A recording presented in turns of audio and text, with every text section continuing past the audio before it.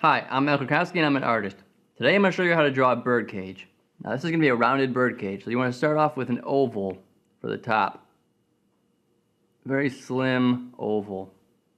You want to draw a straight line on this side, straight line on this side, until we reach the bottom. Then you draw another oval for the bottom, and this ends up being a cylinder. And you want to fill in the bottom of the bird cage. Just like that. Then draw another oval in the center of the birdcage. And then actually, now you'd start drawing the bars. Straight across until you reach the other side.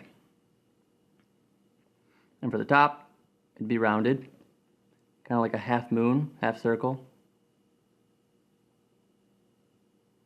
Up here, a little hook for carrying or hanging on something, and then more bars that are curved. And lastly, you want to add your door. Add some hinges, and there you have it. That is a bird cage.